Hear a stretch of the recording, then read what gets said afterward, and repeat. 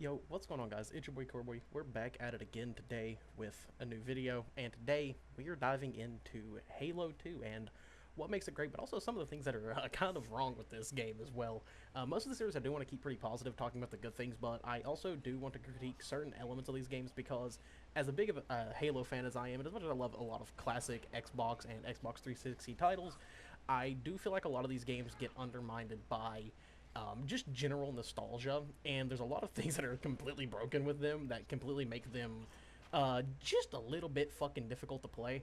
And I do want to use this series as a way to talk about that. And today we just have some Halo 2 gameplay that I've got over the past like hour and a half. So there's some clips in here. There's just some general just gameplay going on because there's a lot to talk about involving Halo 2. It is resounded in a community of people who absolutely fucking love this game. People who consider this the peak of Halo. While I will say that personally, some of my favorites are 3. I love Infinite, love 5, I love Combat Evolved, and all of those are for different reasons, and I do and will be doing full videos on those as well. We've already done the Combat Evolved one, and I really don't critique that game a lot because I do consider that game to be a peak standard of its time. I don't think any game came close to Combat Evolved and how well it was done, how fluid it felt, and just how great the game was overall. So it's something that I always hold very close and dear to that game. While in other Halos, there's things to definitely critique because with Combat Evolved, I feel like there's not a lot to. There definitely is certain elements you can critique on. Um, for example, the busted ass Magnum in that game and how it involves making a lot of weapons very useless in that game, particularly like ranged weapons. So, for example, the sniper rifle is kind of not that great in Combat Evolved just due to the fact that the Magnum is such a good weapon that it kind of abhorrently just makes it not that great. But when it comes to Halo 2, there is a lot to talk about. And I'm going to go ahead and start with one of my favorite things about this game. And well, while we're looking at it here, you all can see that one of my favorite things about this game is the graphical style. I am a sucker, and I mean a huge sucker, for PS2 and original Xbox style graphics. I don't know what it is, something about the aesthetic, the kind of washed colors, the almost low poly but not super low poly style of graphics. It just looks really good. And for one thing about this game that has always stuck out to me is the weapon design. I don't know what it is, but I love the H2 weapon designs. As you see right here, we got the beam rifle out, and that is one of my favorite weapon designs ever. It looks objectively in today's standards pretty fucking terrible, but back then it was just perfect and it looked so fucking cool. And I will say this, I have a lot of love for Halo 2. It is where I started my journey with the series, was back on H2 on the original Xbox. I've told the story before, but I got into Halo because I went to a LAN party with my brother that his cousin had held, and they were playing Halo 2. I had never played Halo before, and I was like, well, I want to give this a shot. I want to see what this game's about. Mind you, I was a young little lad at the time, and I fell in love instantly. I don't know what it was about the game, but just something made me fall in love. Particularly with two game modes in Halo 2. One is just regular old BR. Well, say three. One, regular old BR Slayer is just one of the funnest things in Halo 2. Two is what we're playing right now, which is SWAT, and three, which is Team Snipers. I don't know what it is, but those modes in Halo 2 I just absolutely love, and I cannot ever get enough of. It's just something to me that brings a lot of nostalgia because what we played a lot of. I feel like SWAT in this game was really good for practicing like your pinpoint accuracy and how well you could hit headshots, because the biggest thing in Halo, is most people know, is, well, going for body shots, breaking shields, and then leading up to heads, because that's where you're going to get those instant kills. That's where you're going to get those one shots right off the bat. Whether it's in Halo 2 with the BR, 3 with the BR, Halo Combat Evolved with the Magnum, 4 with the BR or the DMR, 5 with all the fucking weapons in those games, in that game, because it was kind of insane, and they brought the Magnum back to be super fucking resourceful, or in Infinite with things like the Sidekick, Battle Rifle, Bandit, etc. I think it's one thing just about these games that really does make them stand out and very unique. The one thing that has always been consistent over Halo is the gunplay style of breaking shields, go for headshot. It's just how it is. Or you do the golden triangle, grenade, melee, shoot. It's just how it works. It's always how it's been. Even though the gameplay changes between every single game.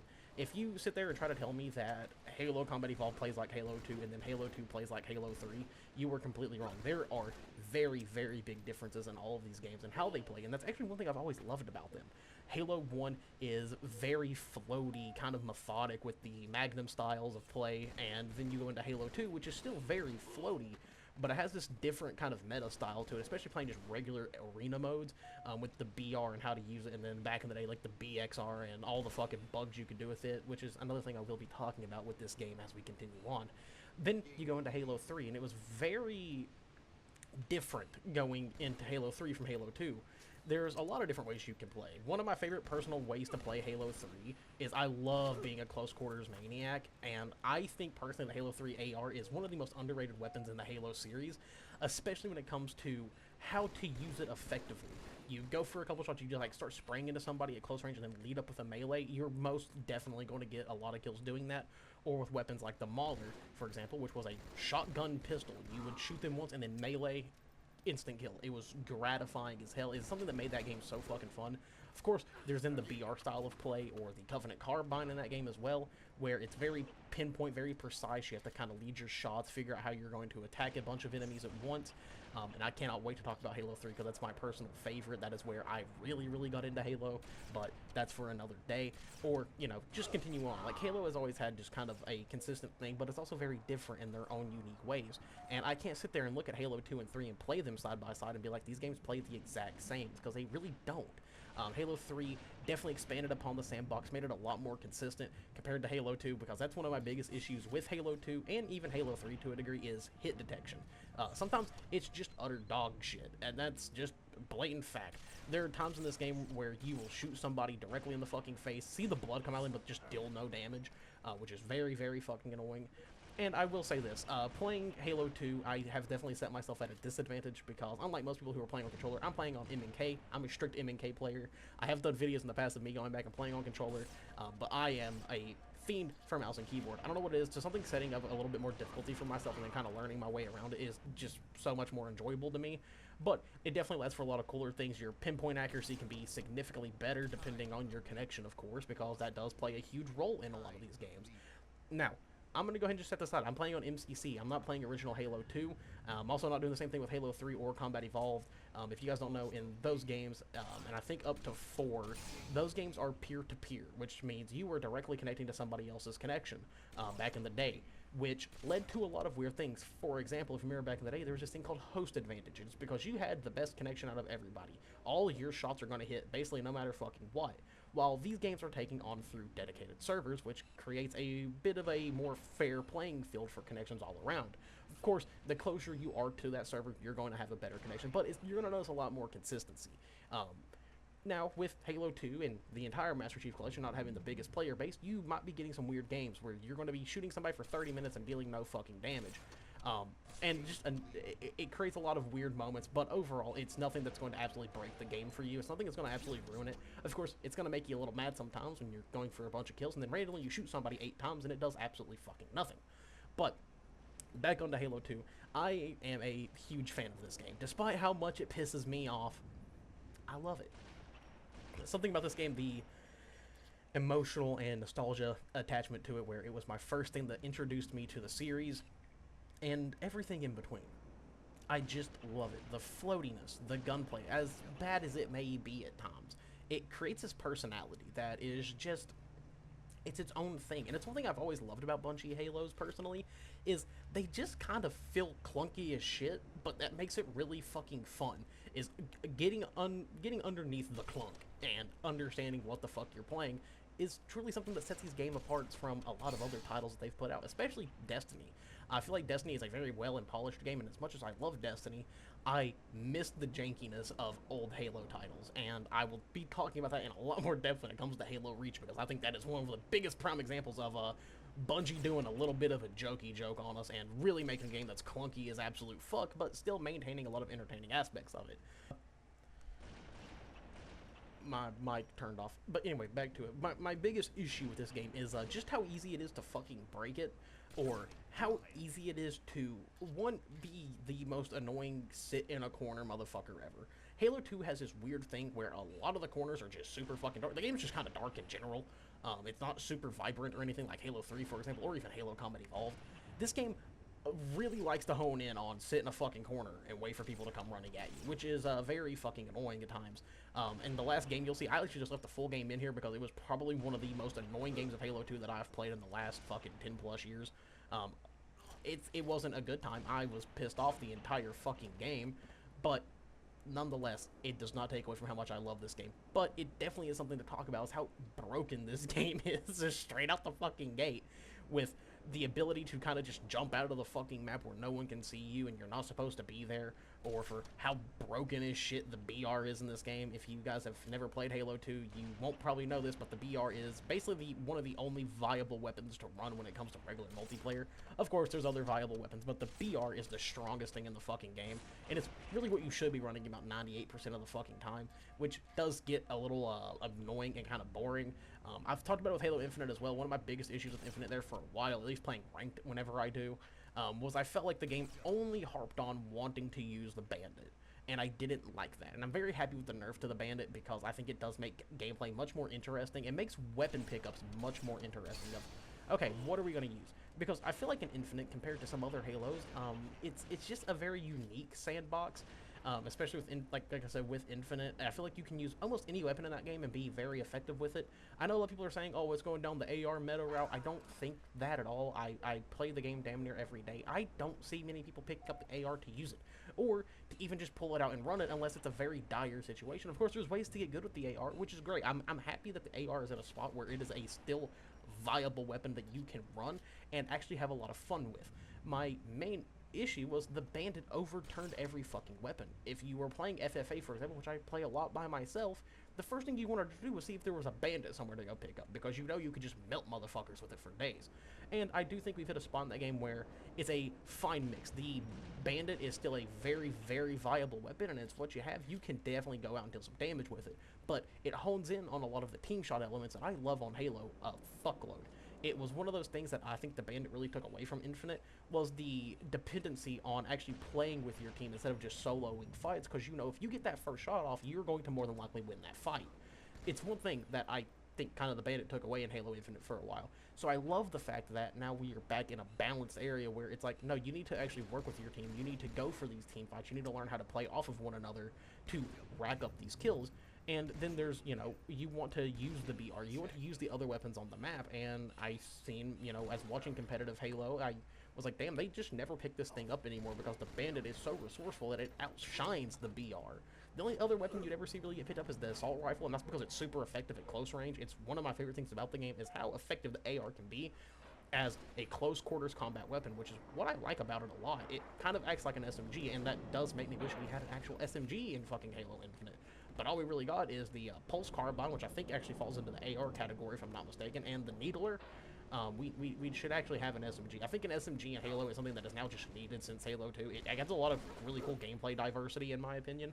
The SMG didn't do a lot of damage, but what it had was a lot of fucking ammo, and if somebody wasn't hitting their shots on you at close range with the BR, you could just melt into them, and that was something that I absolutely loved about Halo 2, and even Halo 3 to a degree, or the ability to dual wield them, which we don't need dual wielding back. I think that's a thing that needs to be left in that era alone. It just needs to stay there. The only games that need to do it anymore are Wolfenstein. That's because it's iconic to the Wolfenstein series. That's a whole different conversation for a whole different day. But I think Halo 2 brings a lot of things to Halo that we still have to this day, and that's kind of the gameplay elements of how people play this game. It still feels like Halo. I feel like Combat Evolved is one of the most unique feeling games because it kind of feels like its own, you know, style, and I think it's probably because it's the first game that Bungie produced and put out themselves. But whenever I go back and play Halo 2, I'm like, damn, there's a lot of things that do carry over from this game to Halo 3 to Halo 4, 5, Infinite.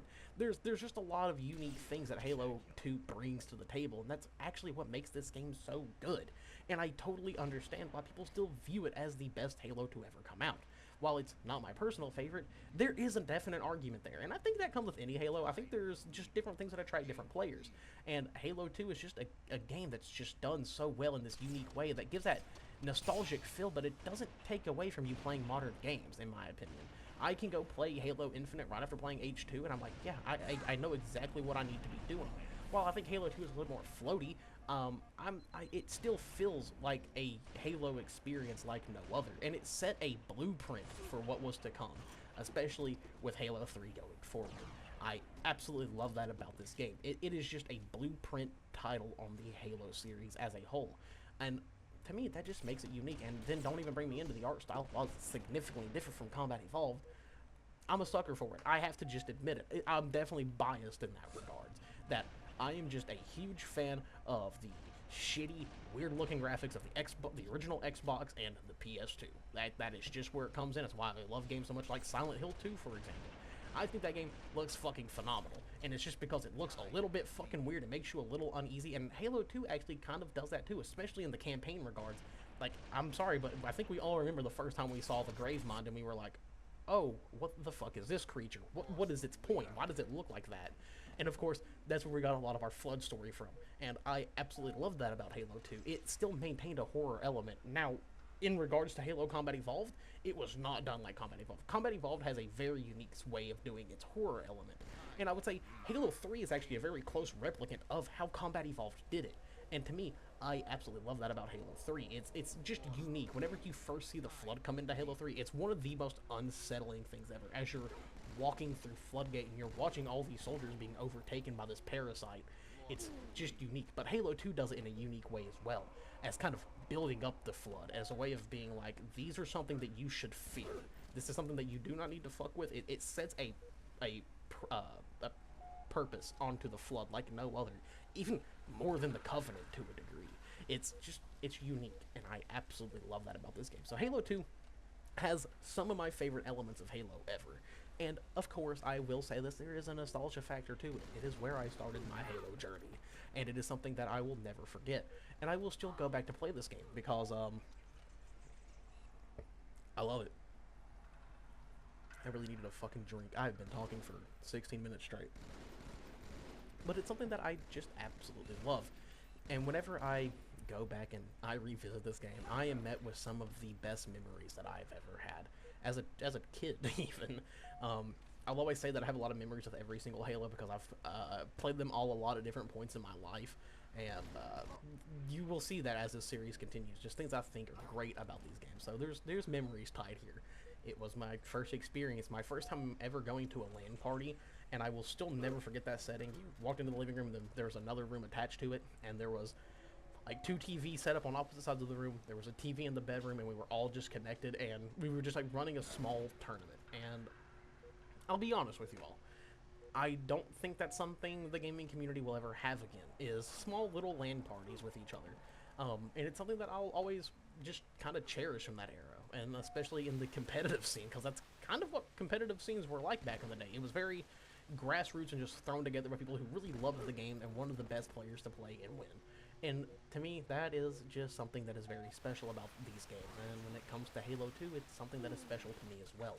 I have a lot of love for this game. Despite its flaws, despite its issues, whenever I think of Halo 2, I think, damn, this is a really good time.